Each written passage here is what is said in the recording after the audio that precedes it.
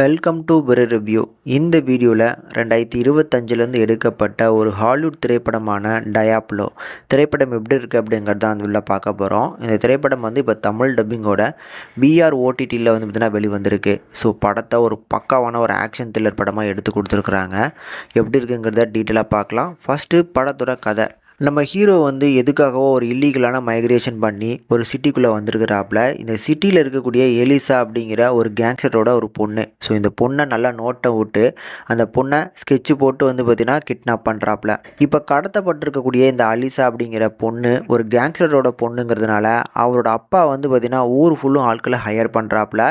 நம்ம ஹீரோ இந்த வரக்கூடிய ஆட்களெல்லாம் ஃபேஸ் பண்ணிக்கிட்டு இந்த பொண்ணை எப்படி பார்த்திங்கன்னா கடத்தி கொண்டு போகிறாரு. ஆனால் ஒரு கட்டத்தில் தான் பார்த்திங்கன்னா அந்த பொண்ணு கிட்டக்க நான் தான் உன் அப்பா, அவன் அப்பா இல்லை அப்படிங்கிற மாதிரி நம்ம ஹீரோ சொல்ல, இந்த பொண்ணு அதெல்லாம் நம்புச்சா இல்லையா, உண்மைக்கும் இவர் தான் அப்பான்னா அப்போ எதுக்கு பார்த்தீங்கன்னா இவங்க கிட்டேருந்து, அதாவது இப்போ வளர்ப்பு அப்பா கிட்டேருந்து எதுக்காக காப்பாற்றணும், இது எல்லாத்தையுமே அழகாக சொல்லியிருக்கக்கூடிய ஒரு படமாக இந்த படம் எடுக்கப்பட்டிருக்கும்.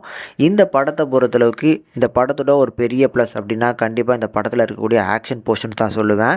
ஒவ்வொரு ஆக்ஷன் போர்ஷன்ஸும் ஹீரோவை வச்சு சூப்பராக பண்ணியிருந்தாங்க. கிட்டத்தட்ட நம்ம ஜான்விக் மாதிரியான படம் இல்லை ஒன் மேன் ஆர்மி அப்படின்னு சொல்லுவாங்க.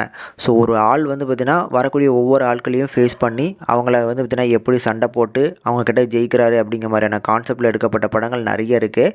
அதே மாதிரியான கான்செப்டில் வரக்கூடிய ஒரு படம் தான். ஆனால் ஒரு சிம்பிளான ஒரு கதை உள்ளுக்குள்ளே இருக்கும். அந்த கதையை வச்சு சுற்றி ஆக்ஷனாக பார்த்திங்கன்னா பிளான் பண்ணியிருப்பாங்கல்ல, அப்படி இந்த படத்தில் ஆக்ஷனை மட்டுமே பார்த்து என்ஜாய் பண்ணலாம் அப்படின்னு நான் சொல்லுவேன். பட் இந்த படத்துலையுமே ஒரு புதுமையான ஒரு விஷயம் என்ன அப்படின்னா, இந்த படத்தில் ஒரு சைக்கோ கில்லரை காமிச்சிருப்பாங்க. ஸோ அந்த சைக்கோ கில்லரை இந்த பொண்ணை பார்த்திங்கன்னா கூட்டு வரதுக்காக ஹையர் பண்ணுவாங்க. அவரை வச்சு வரக்கூடிய போர்ஷன்ஸுமே நல்லாயிருக்கும். கிளைமேக்ஸில் ஒரு டென்ஷன் பில்டிங்கோட ஒரு சீனை க்ரியேட் பண்ணியிருப்பாங்க. அந்த பொண்ணை பார்த்திங்கன்னா காப்பாற்றுறதுக்கு கையில் செங்கிலாம் கட்டி போட்டிருப்பாங்க. அந்த சீனே செம்மையாக இருந்துச்சு. ஓவராலாக பார்க்கறதுக்கு நல்ல படம். கண்டிப்பாக மிஸ் பண்ணாமல் ட்ரை பண்ணி பாருங்கள்.